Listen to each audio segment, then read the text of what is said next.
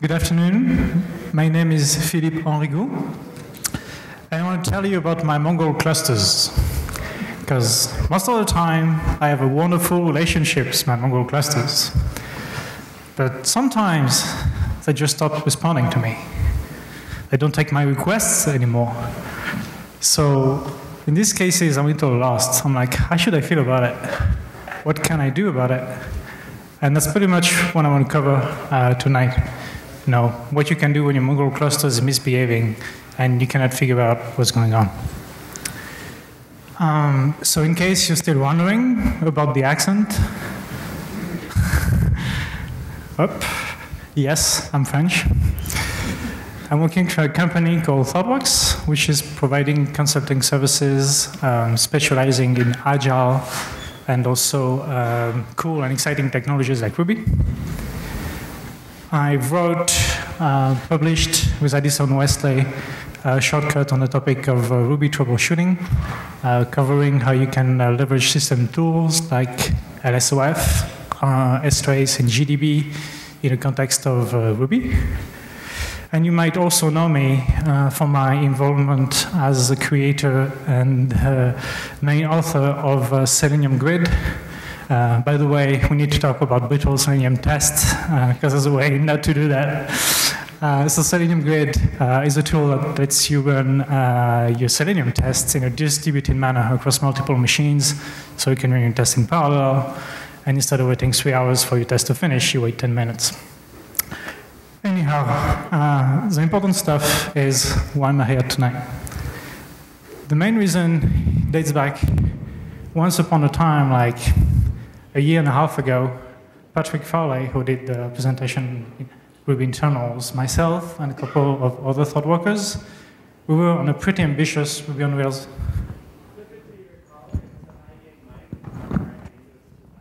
Okay.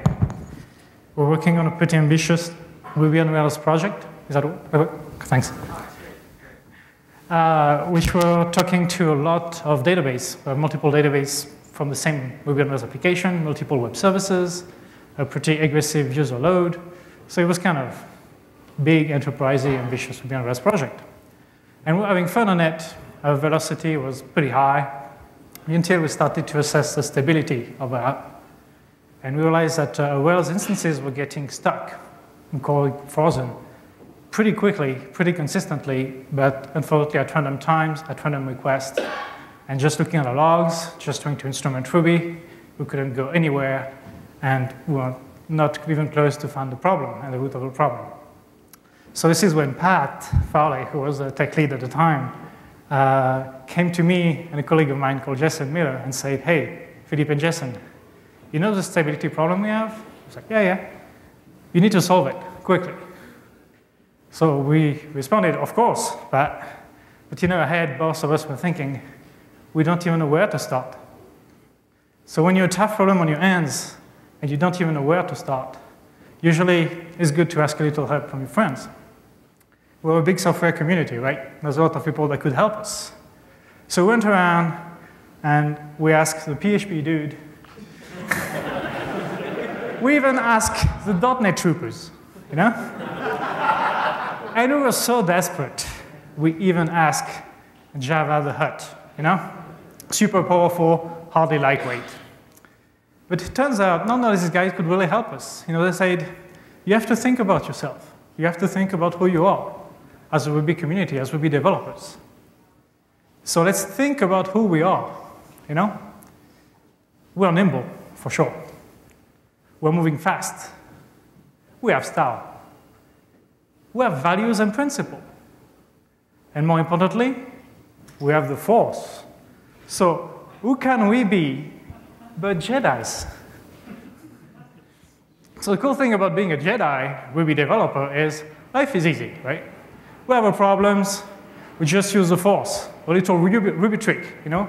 IRB, script console, looking at the logs, raise inspect, we're out of trouble in no time. And that works for us 99% of the time. But sometimes we're in real trouble, usually in a production environment, you know? And not only we're in trouble, but this is one of these cases when we have to solve the problem quickly, and the entire team is counting on us. Does that sound familiar? It's a little like, Luke in his mission to destroy the Death Star, So when you're in this kind of situation, it's good to remember that even a Jedi is never alone. When you're concentrating on, fighting and steering your ship, for the whole time, there was somebody in the back, who was working hard, keeping the engines running, keeping the energy level high for you. You remember him?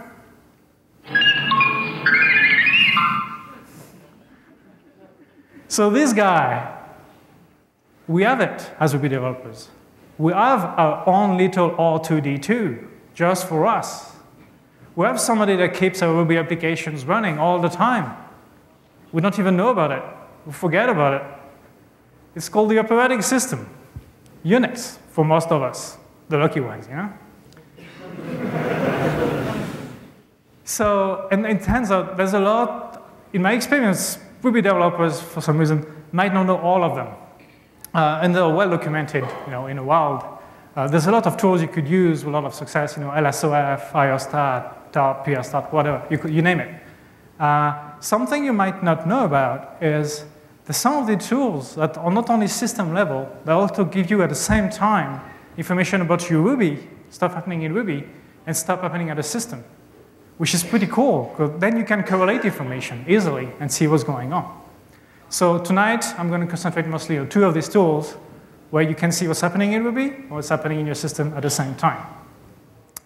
The first one, unexpectedly, is GDB, the GNU debugger. So acting as a C debugger, GDB can tell you everything what's happening in C. So everything that's happening in your system level, like system calls, signals, everything that's happening in your Ruby interpreter. But what you might not know is with a couple of clever macros, you could also, from GDB, do stuff like getting a stack trace, a Ruby stack trace, raising a Ruby exception, or even evaluate arbitrary Ruby code, which is pretty freaking cool. So, you guys want to see that tonight?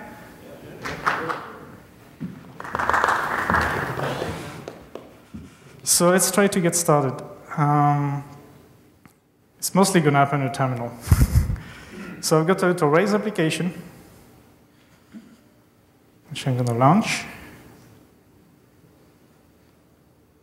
I'm going to try to find it. So 3 actions in one controller. The first one I'm going to call just right now. So it's basically mostly sleeping and returning. So the important stuff here is you see my action is working. My Mongrel cluster is happy, up and running. Then something is going to happen. Actually, let me start over again because I forgot one critical step, I think. Maybe not. Ping grep. Yep. Let me start over.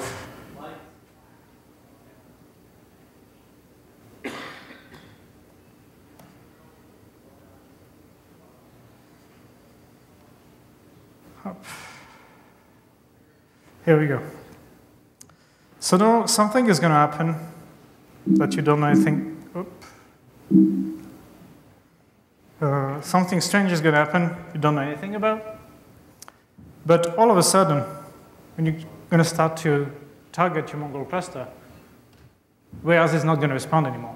By the way, it's never Mongrel the problem. Every time I investigate a lot of this, troubleshooting problems in production, it's never Mongrel. It's always your code, Rails, your database, your system, you name it. Mongrel is pretty freaking solid on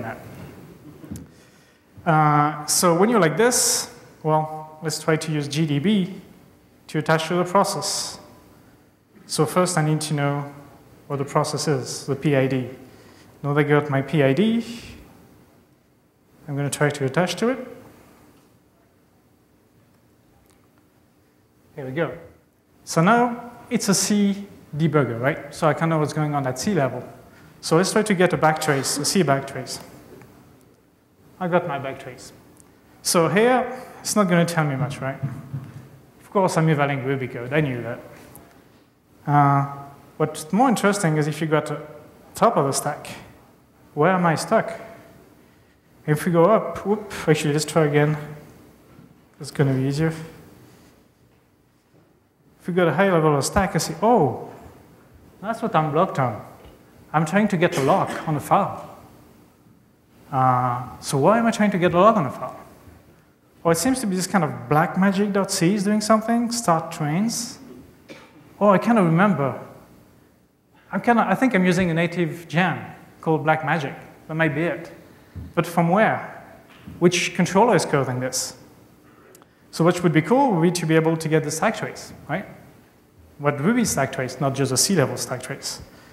So let me try to go to my process. Here we go. I'm going to clear the process so that you can see the output. I'm just short on the space here. Not this guy. And then there's a pretty freaking cool macro done by Mauricio Fernandez of Eigenclass fame, which allows you to eval whatever Ruby code you want. So let's try this. Oh, that works. Let's try something else. Maybe that would be a good way to get a stack trace. Eval caller. Sure enough, we got our stack trace. And if I go up, whoop, let me clear this and do it again. If I go up in my buffer, I can tell you, oh, I'm in my controller, showcase, line 6, in the action provide business value. And if I were going to my code, I would figure out pretty quickly, oh, this is when I use this Blackmagic James style trains. So you could argue that what would be nice would be to know which file I'm trying to lock on. That would be a great job for LSOF, but we'll leave this to another talk. You're welcome to check LSOF documentation if you want. So if I can evaluate arbitrary Ruby code, I can evaluate caller. That's pretty cool. But I can't even go crazy, right? I could do stuff like, actually, let me clear my window first. Up. I could go like object space, each string, or each object, sorry. And I could say, well, for each of these strings, just print them. And now I've got all the strings in my Ruby instance. Not super useful, but on the same principle, you could try to find all the classes in your system and walk the object space and try to see how many of them you have. It turns out actually a pretty nice macro to do that.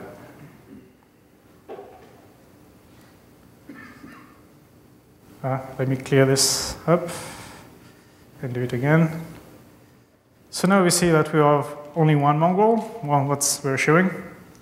But we could see how many strings, how many hash, how many modules we have. Could be handy. So that's going to be it for the demo. Something important when you attach to a process with Gdb, actually I could show that to you maybe, is if I try to control C here, I'm not going to be able to exit. That's called Gdb is getting a lock on your process, so you first need to exit from Gdb. Cool. So something also I didn't tell you, I cheated a little bit, is for Gdb to do its magic, you need to be able to access the debugging information of your process, which most of the time it's a non-issue. If you're on Linux or Solaris, stuff like that, you're pretty much okay with out-of-the-box Ruby interpreter. On macOS Leopard, the interpreter is not compiled with debug information. So if you want to do this kind of tricks, you're better off with compiling your own Ruby, which by default enables debugs, and use it to troubleshoot your problem. So let's review a little bit.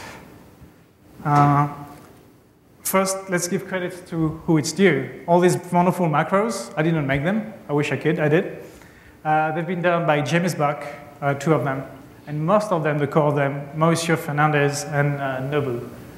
And that's, if you look at them, I'll tell you later how to get them and download them. It's pretty freaking awesome. They're basically re-implementing eval, but as Gdb macros. That's pretty cool.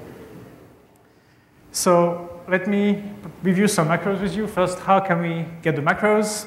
You can get them in different places on the internet.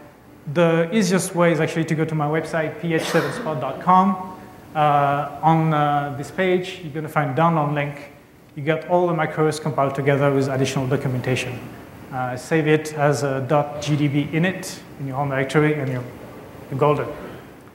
So what kind of macros can you have? Well, this one is one of the most important ones. It's all be finished. You're basically not doing anything except putting you in a safe state, because you might attach to your process in a state where it's not safe for an interpreter to read arbitrary code. So all be finished is taking care of that. Put you in a safe state so you can keep going. The next macro is the best one, eval, which you can evaluate arbitrary Ruby code, especially caller when you're in trouble and want to get a stack trace. Some other ones, this one is by James Buck. This is a way to get the Ruby backtrace, the Ruby backtrace, not the C one, from Gdb, interpreting the C-level backtrace. It's not working all the time, though, so like when it's not working, use eval caller. RB raise is a nice little trick by James Buck too. It's a way to raise from C a Ruby exception so you can get your stack trace in your log most of the time. So all these macros are going to put the output to the standard output of your process. Sometimes it's a little difficult to trace down the output. Most of the time, mongrel.log, but if you don't know, you could temporarily redirect the output and then restore it. Then your output ends up in a temporary file in the /tmp ruby-debug-pid directory. So Gdb is a pretty nice tool. It's better than nothing to figure out what's going on at C level and at Ruby level, and gives you pretty good visibility in what's going on from what I call the Jedi space, Ruby interpreter, and application space, which is more like Yoda, But you can't get too much into R2D2. You can't get too much into this operating system, because there's a fundamental limitation in Unix between kernel space and user space.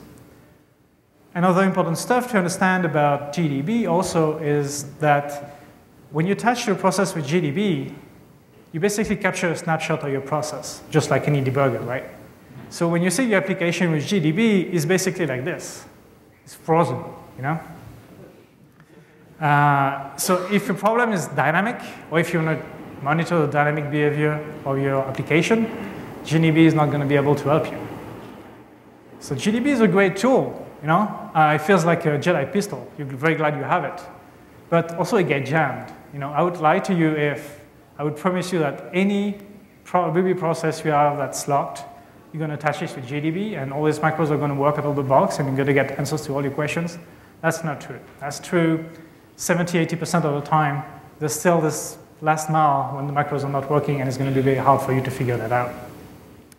So it feels like we have a very nice tool. We have a pistol as a Jedi, but we wish we had a more powerful, more comprehensive tool, Something more like a lightsaber. And actually, Ruby developers do have a lightsaber already. It's called Dtrace. Sun made it just for us, Or more exactly, just for the ones that are running on OS X, BSD, or Solaris. So Dtrace is a revolutionary, amazing, dynamic tracing tool made by Sun, but that you can now find on Leopard and on BSD. What's so amazing about it? Well, the best part about it is, you remember there was this fundamental divide between user space and kernel space? With Dtrace, you can see everything in your system. Everything.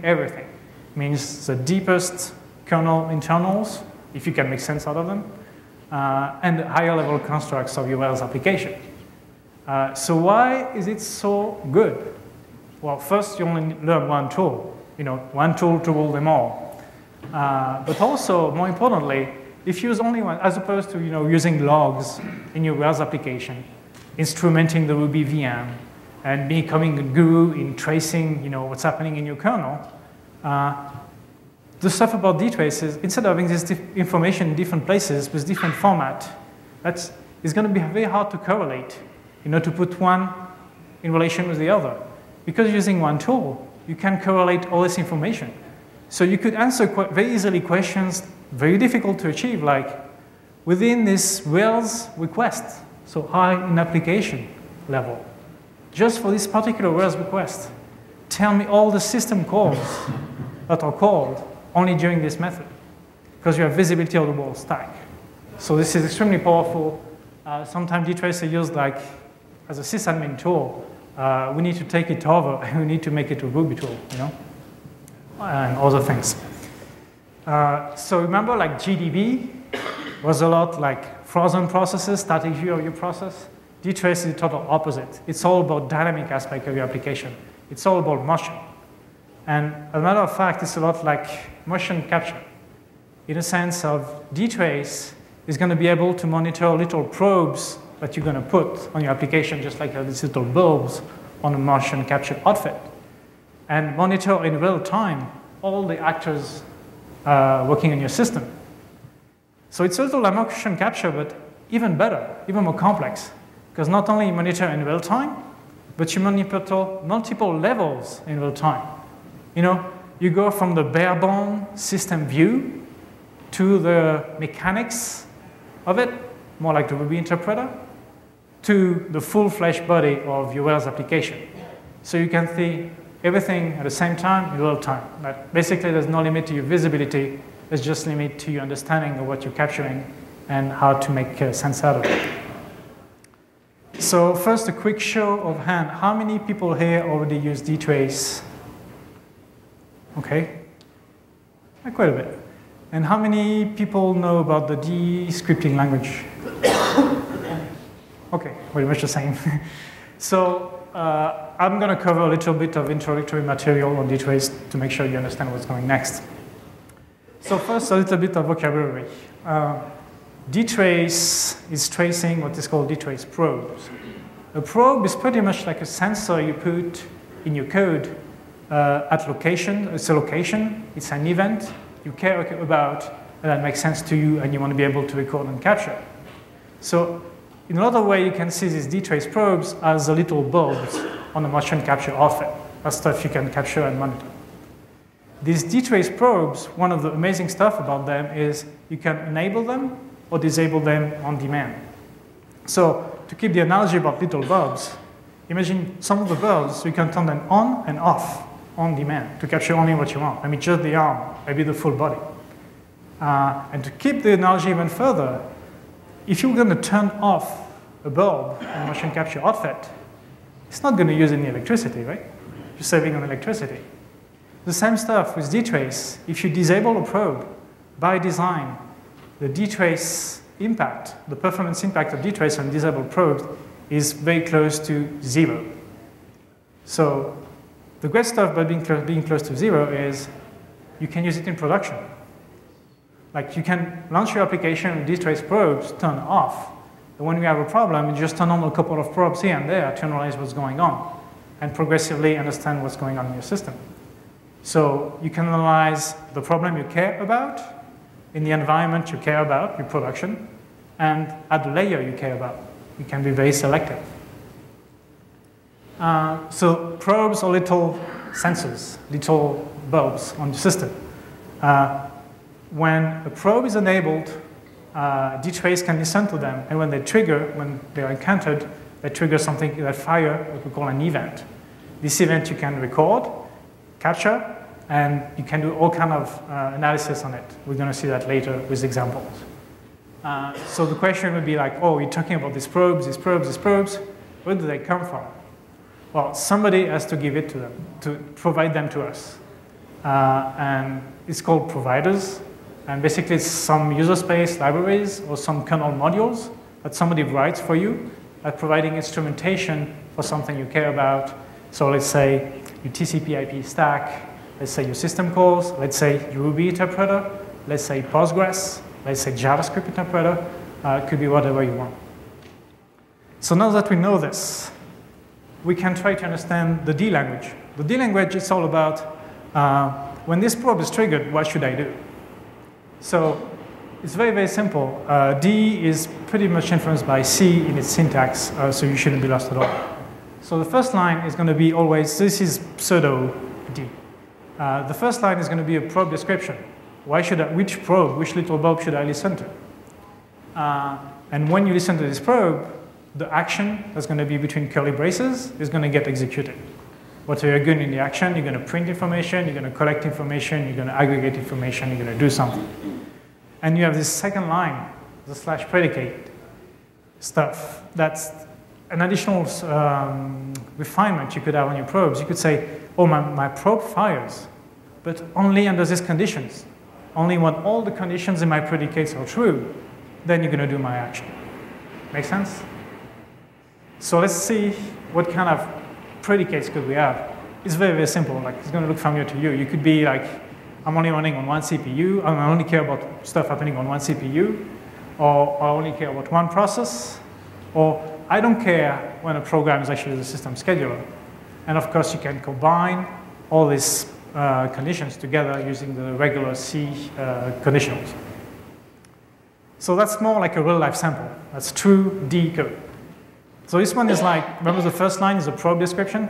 Here's a probe description is for every system call that's of write when it starts. Okay? So at this moment, what am I going to do? Only then I'm going to second line for the predicates. Only if the condition is going to be true. So only if the program is actually bash. And in these cases, I'm going to just print a little message telling you the PID of the bash process that is doing the write. So not rocket science, but actually very powerful. We're going to see that in a second. So what kind of action can you do within your curly braces block? You could do a lot of stuff, but most of the time, it ends up being printing information with printf, regular C syntax, print A, which is more printing aggregation. You could print sum, average, distribution of values. You could also capture the stack, the kernel stack, or the user level stack of your process. Useful to know, like you could, every 10 seconds, see where you are in your system and figure out where you're spending time in your system. And you could also create variables and capture a timestamp and put it in a variable. Here, that's the last line, is assigning a variable to a safe storage self so that you can use it later. So sometimes people think Dtrace is only to listen to events. That's somewhat true, but that's very powerful. For example, you can use Dtrace for performance analysis to capture how long it's taking you to do something. And the pattern is always the same. It looks like this. First, you're going to start something. Every time we're starting a read system call for Apache, the daemon HTTPD, what are we going to do? We're going to capture in a thread local storage a variable we're going to call start. That's going to be the timestamp of when this stuff started. So now we have the start of the process. So next, we're going to define a rule, which is saying, oh, know what I'm returning from my read system call. You remember this timestamp I had inside the start? I'm going to minus it from the timestamp of now, which is how long it took, and I'm going to print it. I could aggregate it or distribute it too. There's a little trick, there's some little trick around there, like if you look at the second line, this is in there to make sure we actually did record the entry before recording the return, because with Dtrace you attach to whatever process, so you might very well record a return before recording a read. So what can you do with Dtrace? What kind of providers do you have? What kind of stuff can you listen to? Well, if you have a MacBook Pro or running Solaris, just do a sudo dtrace-l. You're going to see all the providers you have. That's pretty amazing by default. Just to give you a little taste, here are some providers that cover pretty much the whole stack. From kernel level providers, so system call, PID, VMstat. Also network stuff. There's some pretty amazing providers for UDP traffic, TCP traffic, NFS traffic. And also like very high-level language interpreters. There's some pretty amazing provider for JavaScript. Thanks to Giant, we have providers for Ruby, but also there's some providers for Java and Erlang, and even for stuff that are like bigger pieces of software, like database, Postgres, or even X11 and Adobe Hair. There was a pretty cool demo at Dtrace Conf about Adobe Hair. So, of course, we mostly care about some of them, which is the Ruby probes. Now we can trace Ruby, with Dtrace, which is pretty awesome. So big kudos to Giant, who wrote these probes in the first place, mostly for their Solaris platform. Then Apple did an amazing job at incorporating these probes in Leopard, and you have them for free in Leopard. So on Solaris and Leopard, you pretty much, out of the box, you get this Ruby probes, which is pretty nice. So what kind of stuff can you probe with these Ruby probes? It's pretty inclusive. You can trace every time you're entering a function, every time you're returning from a function, every time you're raising an exception, every time you rescue it. You can even trace every line of code you execute for each single file, which is pretty amazing. Every time garbage collection is starting or stopping, every time you're starting to create an object and finish creating an object, which if you have huge allocation time for creating Ruby objects might be useful. Every time you free an object. And the last probe, Ruby-probe, is actually one of the coolest, but I'm going to tell you about it right now. I'll keep it for later. So now is about time to see this in action. So let me go back to my little Rails application.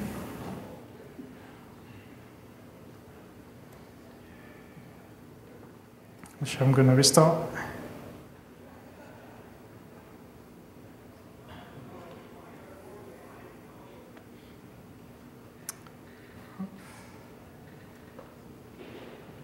I'm going to reduce the duration of the call, so wait less. So basically I have a running Rails application, nothing very fancy here. What's more fancy is that now I can use Dtrace to kind of see what's going on at multiple levels. So let's first start at the system level. So Dtrace is a command line tool. You need root privilege to use it. And you can inline some scripting like this. So I'm going to try to record all the system calls happening.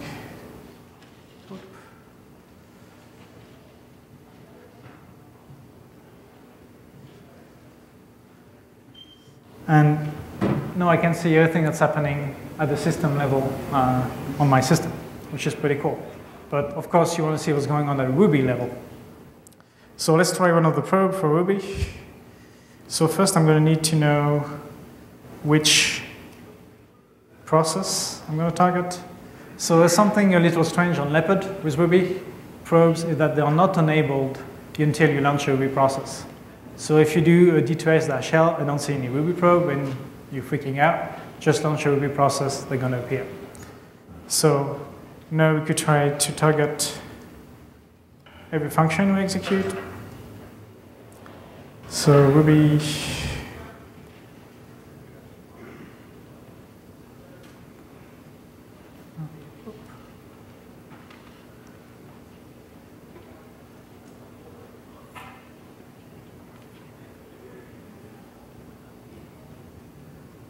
I don't see my terminal anymore.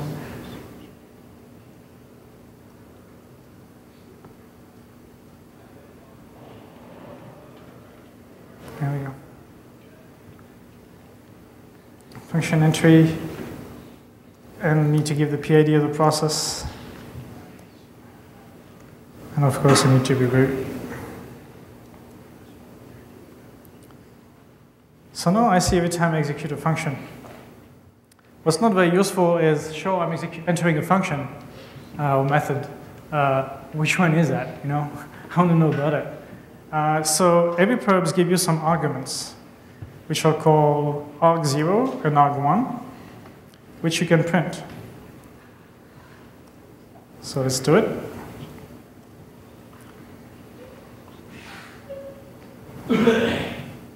So that would be the intuitive way of doing it.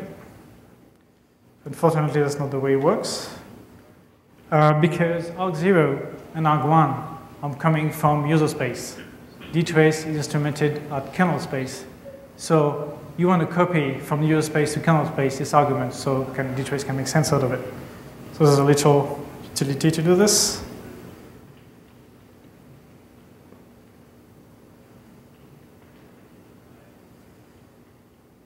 Oops.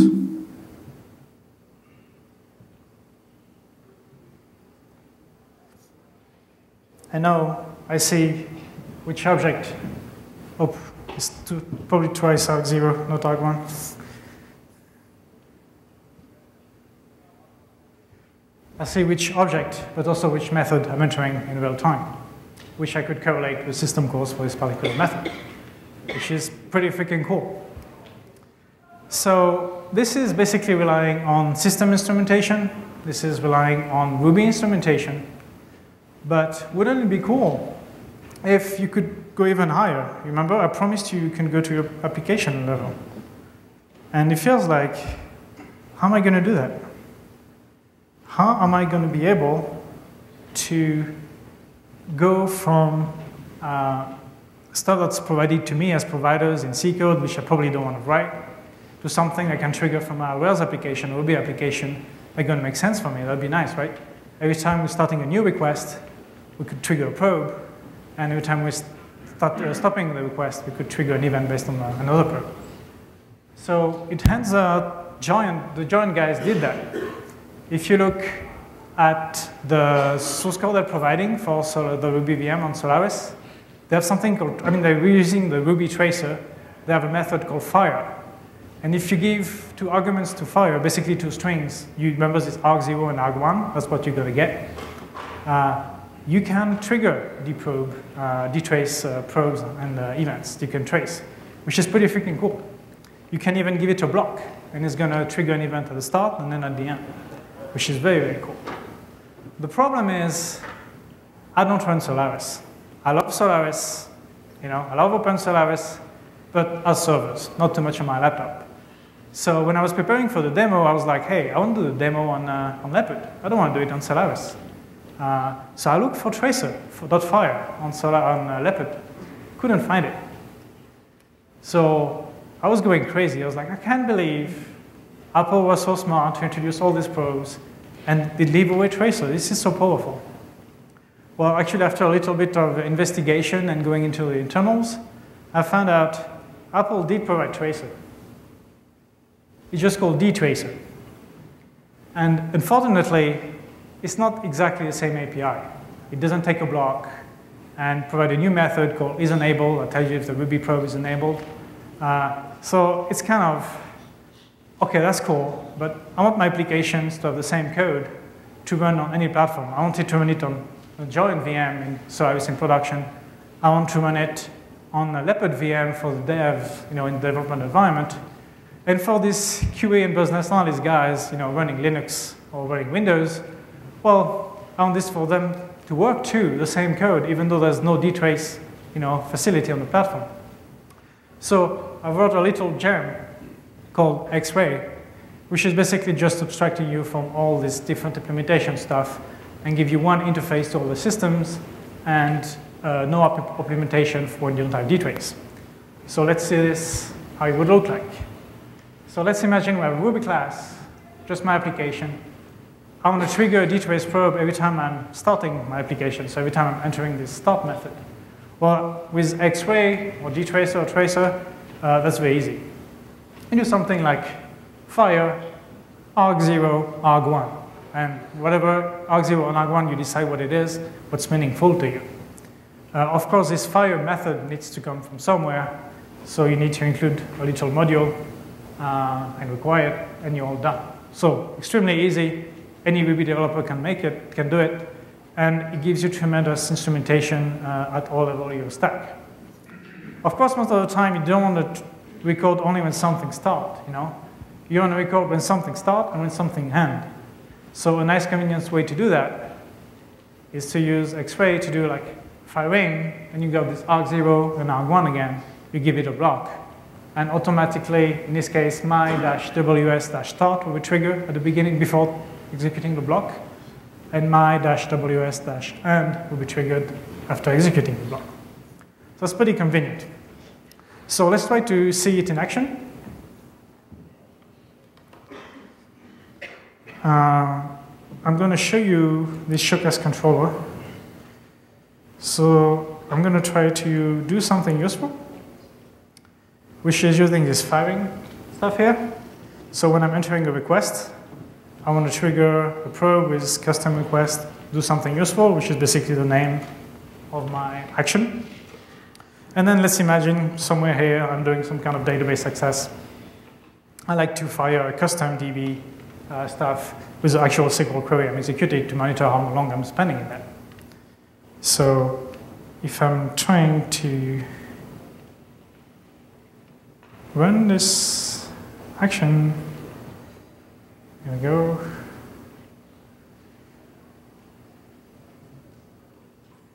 So now let's try to use Dtrace to see if a custom tracing can be recorded. So I'm going to go, remember this magic Ruby-probe we didn't want to tell you about? That's exactly what it is for. So we're going to use it.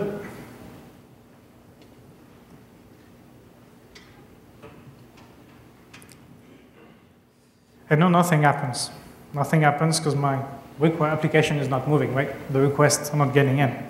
So let's get a couple of requests. And now my probes are firing. So if you're paying a lot of attention, you might realize that some probes seems to be out of order. So you could have rendering finish. I mean, you could have your request finish before your rendering, which doesn't make any sense. This is actually a feature of Dtrace in a sense that this is happening when you're changing scheduling on multiple CPUs. These strings are recorded by Dtrace on each CPU, and to avoid, and the Dtrace team wants it to be very lightweight, no impact on performance. So don't bother correlating on each CPU the two different flows. So if it's a problem to you, just print a timestamp, and you can solve that timestamp. Of course, if you want to record time and timestamp and stuff like this is not impacted by this CPU scheduling stuff. So I hope you're excited about it. But the thing is, do you really want to write this for all your Rails requests? I don't think so. So part of X-Ray 2 is easy and on-the-fly instrumentation of all your actions to know how long you're spending in request time, in rendering time, and database time. Monkey patching, active record, and action control. So of course I'm going to need to restart my Rails application at this point. Oop, we don't need Gdb anymore. So let's restart it. Now I'm going to execute another action on my controller, which is more a classic Rails action. You'll notice there's nothing Dtrace specific here. It's all going to happen magically with monkey patching. So let's go back to the Dtrace window. And let's do the same thing, because it's pretty much the same thing. Remember, this Ruby-probe stuff is always triggered for your custom application level probes. And here, arg0 and arg1, I'm going to be, is it a request? Is it rendering? And the argument is going to be which request it is, or which SQL I'm executing for a DB query. So process change.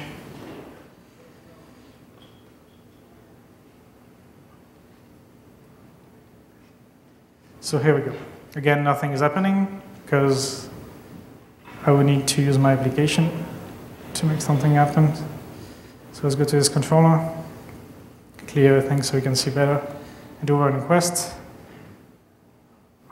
And sure enough, we see we started a request. We ending a request. The rendering started, the rendering ended, and the DB access started and DB access ended. So here we're not out of order, which is pretty lucky. So that's pretty cool. But what I might really want to know is how long I'm spending in rendering, how long I'm spending in database, right? That would be way more useful. So let me try to show that to you very quickly. So of course this is more involved, so I'm not going to do it on the command line in a one-liner thing. I'm going to use, you can write Dtrace scripts. So it's more something like this. So you could have a begin block, which is going to get executed when you start your script. No big deal here. I'm just saying Control-C to end, because basically here I'm going to compute times, right? So basically I'm going to aggregate information. Instead of just putting information on the fly, I'm going to capture information, aggregate it, process it, normalize it, and then give it back to you. So you could have a begin block, and you could have an end block too. which is executing at the beginning and at the end. Let's focus just on the first probes. So this one is saying, for each probe that I'm triggering, that's the start of a new request, well, just capture the time as a local variable called request start. And this is actually not a regular local variable. This is an aggregation local variable. Think of it as a map, hash map. So for this particular action, so I'm going to be able to trace by action, with the name of the action. Then, when my request is ending, I'm making sure this is really a request end. I'm making sure that previously I did record a start for this guy. Then I'm going to count how many times I invoke this request. I'm going to compute how much time I spend in this request. I'm going to compute the average, the sum, and even quantize the time spent in the request. And if you look down, you're going to see exactly the same stuff for database access. So let's try to run the script.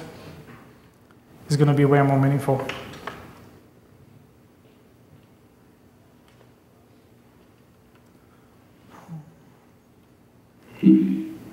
Sorry.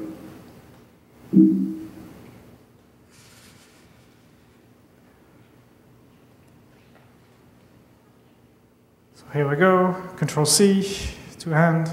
So first I need to generate a couple of requests. I'm going to try to generate a couple of classic requests, which should go pretty fast. Then, and also be consistent. Then I'm going to try this particular action, because I can trigger how long it's taking with this parameter. So I'm going to do 2 of them that are pretty consistent in time, and 1 that's very inconsistent. And hopefully you're going to be able to see that. So we're going to see, not only are we going to be able to see how much on average we're spending in one request, for each request, we're going to be able to see, oh, do I have a consistent time for this request, or is it all over the board? So let's try to get our results now. Let me clear my buffer. Control-C. So let's see what we have. So for the showcase controller, classic action, I see it's pretty consistent. The distribution consistent, almost always the same duration, which seems to be a pretty small duration as opposed to the next guy, which is the second action I triggered. For the second action I triggered, I say, oh, I'm not that consistent. Most of the times, it's okay, it's not that bad. But sometimes it's taking really, really too long. I need to do something about it. And this is where you could start drilling down and figure out, so for these guys that are taking long, what was happening in my system? What was happening at the Ruby interpreter level? Or what was happening in my OS? I will answer this kind of question. And so it's instrumentation of the requests, but you have the same stuff for, maybe I didn't enable it. Here we go, no, for the database requester. So you could analyze how long you're spending in your database query using Dtrace 2.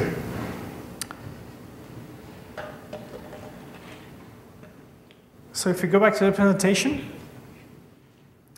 the great stuff about Dtrace is you can drill down to your system. You can start very high level saying, oh, this request is slow, or this collection of requests are slow. And from this analysis, try to figure out why, going down and down, refining your understanding little bit by little bit. You can start saying, oh, which Ruby method is taking a long time within this request? So going from application level to interpreter level. And say, oh, it's this method. And within this method, you're going to say, so what's taking long at a system level within this method? And you figure, oh, it's this TCP access. Only when I'm talking to this IP. Oh, so this subnet is actually going slow right now. So that's the kind of investigation. You can go from very, broad top level to very, sharp low level. Or it could be the opposite. It could be like, I have this system problem that's happening, like the lock we have on the file. Why is this happening? What was going on upper level in the stack? And you could say, oh, when this is happening, before that, record which request and record which method, and I'm going to be able to go up the stack again. So this is where Dtrace shines. I think, considering time, I'm probably going to skip this demo. I did all my demos come online, but the cool thing about Leopard is it comes out of the box with something called Instrument, which is a kind of visualization tool built on Dtrace, which is pretty awesome. and come with stuff that are useful out of the box. Something that is worth investigating is you can build your own custom instruments. So for example, if you use X-ray for DB request or your own custom probes, you can define new instruments in this application, recording only this and give you a visualization of it, and auto-completing what you can do, this arc0 stuff.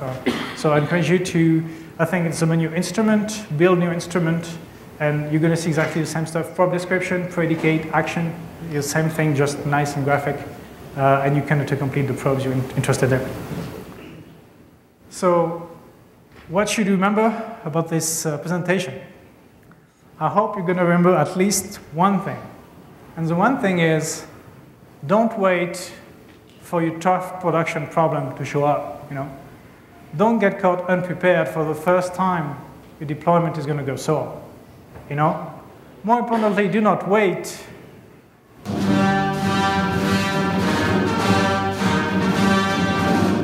Do not wait for the emperor to take over your Mongrel cluster. So start training today. And how can you train today? Well, there's a lot of system tools you can get familiar with and on your day job, and that are going to provide useful value. And like LSOF, like IOStat, like Dtrace, you could use it for developer stuff. And if you get used with these tools, then you won't have to learn the tool and the problem at the same time. When time matters, you're going to be in a good track. So there's a lot of documentation on system tools around the internet. What I would recommend you to do, especially if you have a Leopard machine, is to install the X-ray gem. This way you got all this simple and useful Rails implementation. And you won't have to figure out for a couple of days why Tracer is not in the Leopard VM. I'm obviously not objective here, but I would still recommend reading my shortcut. For example, there's a great chapter on LSOF, which is a well-underused tool in our community, and I didn't have time to cover it tonight. You could look around on the internet if you don't know where to get started with.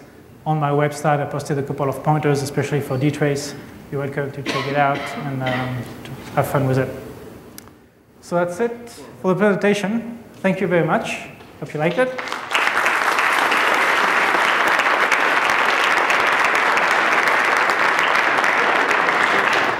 Now, if you have any questions, very good time to ask them. Go for it. Just trying to do some of the things you were showing there, and I ran the Dtrace Ruby target function into the command, and I get failed to grab PID 75804. That doesn't have the PID. Yeah. It's OS kernel failure. Any idea what that might be? How did you use this PID? With the -p parameter. Yeah. Do you have a global target after you Ruby? Well, I found the PID with PS command. Let's do it outright. Basically, this Ruby probes are targeted to a specific PID. So you don't say just Ruby. You say Ruby 1, 2, 3, 4 if you created 1, 2, 3, 4. And you keep going. I've already doing a demo, but you don't know how to code the PID. So instead of putting Ruby 1, 2, 3, 4, you create Ruby $target. And then you do -p 1, 2, 3, 4. And even if you do this, make sure it's not interpreted as a shell variable, so it's keeping the single quotes, not double quotes. And then you can okay. Yeah, I did double quotes.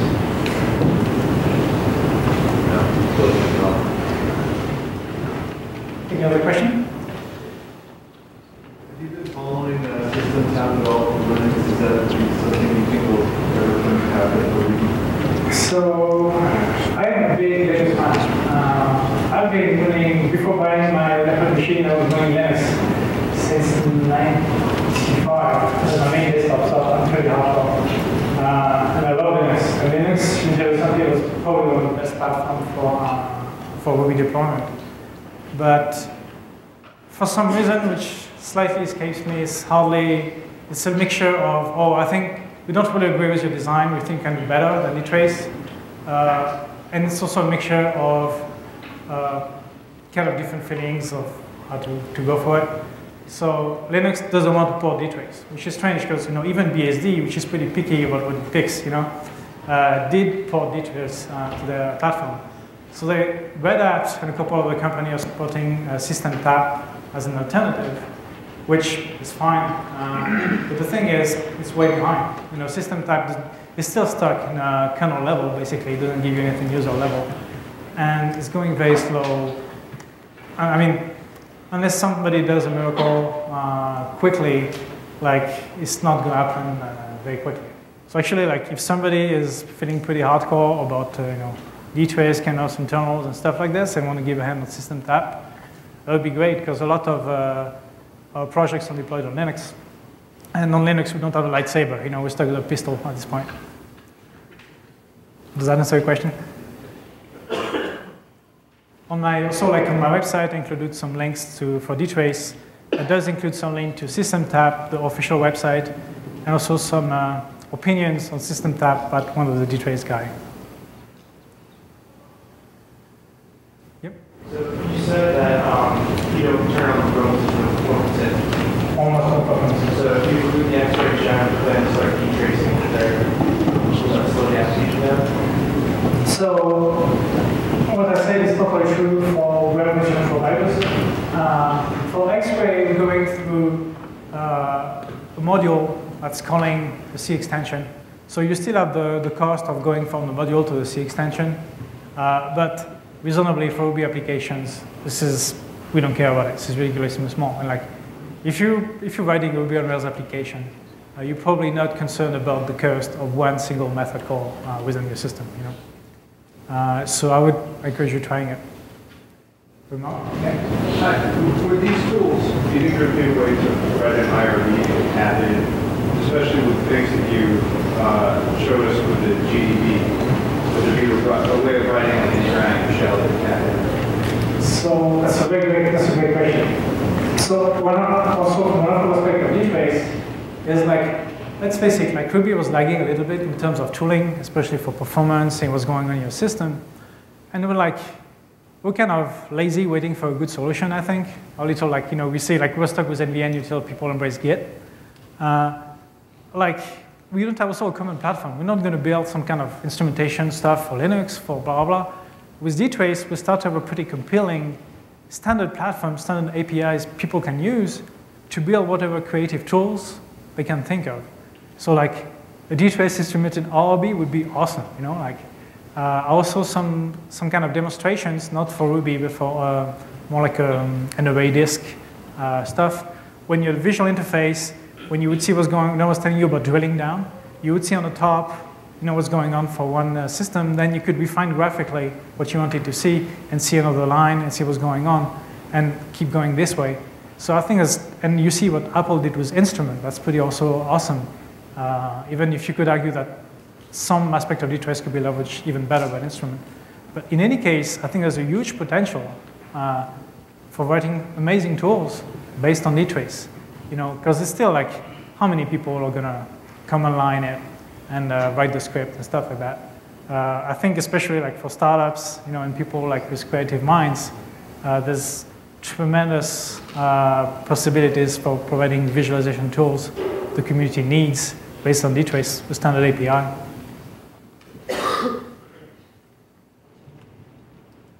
Is that it? Looks like it. So thank you very much.